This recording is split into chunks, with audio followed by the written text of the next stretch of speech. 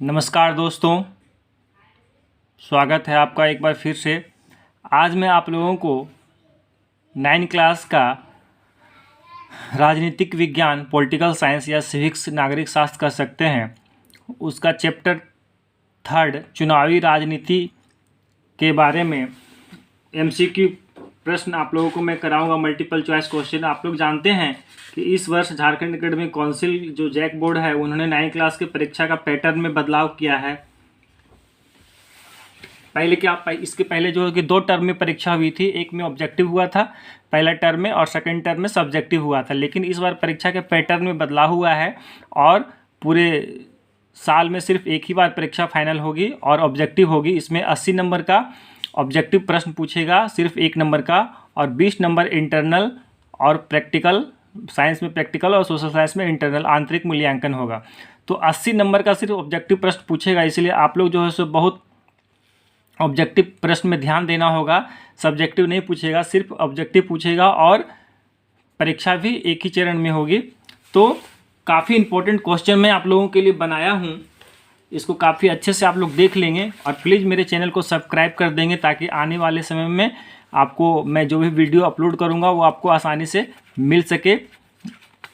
चूँकि मैं कक्षा 9 का भी लगातार अभी, चूँकि परीक्षा में मार्च अप्रैल में होगी, तो लगातार मैं अभी आप लोगों को ऑब्जेक्टिव क्वेश्चन हर सब्जेक्ट का कराऊंगा। इसीलिए आप लोग मेरे चैनल को सब्सक्राइब कर ले ताकि आने वाले समय में आपको वीडियो आसानी से मिल सके। तो आज मैं राजनीतिक विज्ञान का तीसरा चैप्टर चुनावी राजनीति का जो ऑब्जेक्टिव प्रश्न बनाया हूँ, जिसमें से पहला प्रश्न है कि हरियाणा में न्याय युद्ध नामक आंदोलन का नेतृत्व किसने किया था। तो हरियाणा में न्याय युद्ध आंदोलन का नेतृत्व चौधरी देवीलाल ने किया था। दूसरा नंबर प्रश्न है कि हरियाणा में 1982 में किस पार्टी की सरकार थी। तो हरियाणा में 1982 में जो हुआ भारतीय राष्ट्रीय कांग्रेस यानी कि कांग्रेस पार्टी की सरकार थी।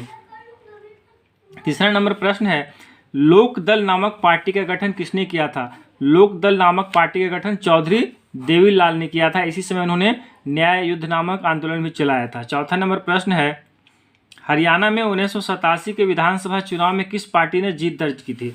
हरियाणा में 1987 के विधानसभा चुनाव में वही जो चौधरी देवीलाल ने जिस पार्टी की स्थापना की थी, लोकदल, वही पार्टी ने जीत दर्ज की और उन्होंने 60 सीटें लाई 90 सीटें में। उस समय हरियाणा विधानसभा में कुल 90 सीट थी, जिसमें 60 सीटें लाई और इन्होंने सरकार बनाई। बाद में यही जो है सो चौधरी देवीलाल हरियाणा का मुख्यमंत्री बने 1987 के चुनाव के बाद।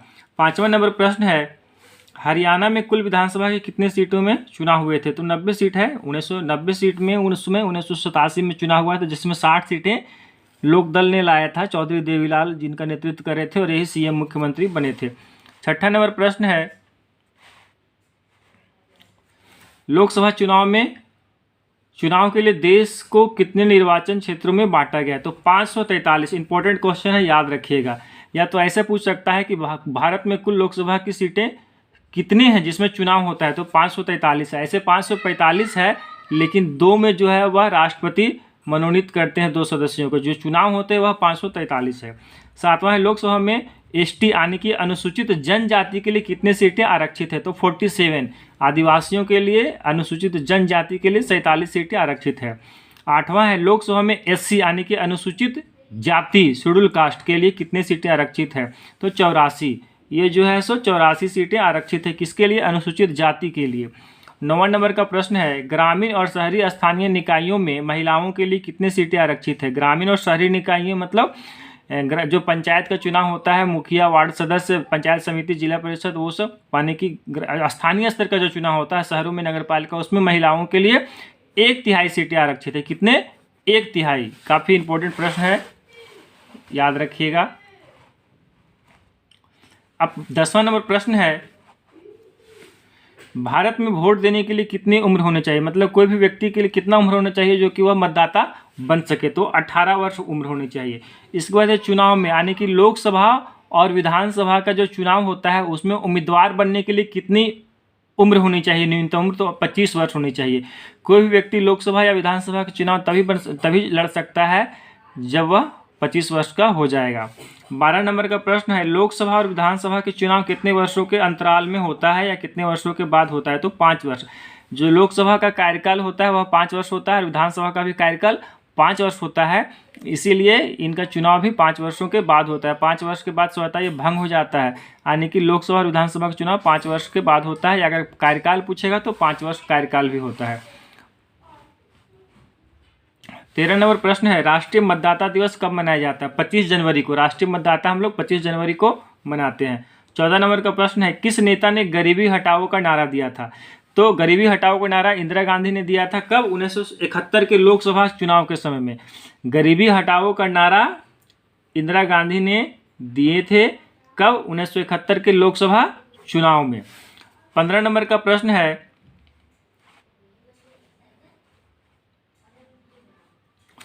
लोकतंत्र बचाओ, क्या लोकतंत्र बचाओ का नारा किसने दिया था? तो लोकतंत्र बचाओ का नारा जनता पार्टी ने दिया था। किसने? जनता पार्टी। क्या इसका नेतृत्व कौन कर रहे थे? जयप्रकाश नारायण ने कर रहे थे। ये 1977 का लोकसभा का चुनाव हुआ था, उस समय जनता पार्टी ने जयप्रकाश नारायण के नेतृत्व में यह नारा दिया था, लोकतंत्र बचाओ। 16 नंबर प्रश्न है, जमीन जोतने वालों का नारा किसने दिया था? तो जमीन जोतने वालों का नारा वामपंथी दलों ने दिया था 1977 में, जब पश्चिम बंगाल का विधानसभा का चुनाव हो रहा था उसमें। याद रखिएगा, जमीन जोतने वालों को नारा दिया था वामपंथी दलों ने। कब दिया था? 1977 में, पश्चिम बंगाल के विधानसभा के चुनाव के समय में। 17 नंबर का प्रश्न है, तेलुगु स्वाभिमान का नारा किसने दिया? तेलुगु स्वाभिमान का नारा किसने दिया? तो तेलुगु स्वाभिमान का नारा दिया था तेलुगु देशम पार्टी के नेता एनटी रामाराव ने। कब? 1983 का वहाँ पे विधानसभा का चुनाव था, उस समय तेलुगु देशम पार्टी के नेता एनटी रामाराव ने दिए थे। एनटी रामाराव ने दिए थे। तो ये जो कोटेशन है, जब सब चुनाव होता है उस समय लोग नारा देते हैं ताकि उनकी उसी के बल पे मतलब वोट मांगते हैं जनता से, उसी के आधार पे। तो ये नारा में 1 या 2 प्रश्न जरूर आएगा, इसके लिए आप लोग ये चारों नारा याद रखिएगा। एक बार मैं फिर आपको बता देता हूँ। गरीबी हटाओ का नारा इंदिरा गांधी ने दिया था। लोकतंत्र बचाओ का नारा जनता पार्टी के नेतृत्व में जयप्रकाश नारायण ने दिया था। जमीन जोतने वालों का नारा वामपंथी दलों ने पश्चिम बंगाल के विधानसभा चुनाव में 1977 में दिया था। तेलुगु स्वाभिमान का नारा तेलुगु देशम पार्टी के नेता एनटी रामाराव ने दिया था।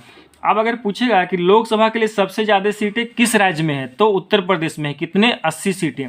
या इसको प्रश्न घुमा कर भी पूछ सकता है कि उत्तर प्रदेश में लोकसभा की कितने सीटें हैं, तो 80। अगर याद रख लीजिएगा तो इसमें आसानी होगा।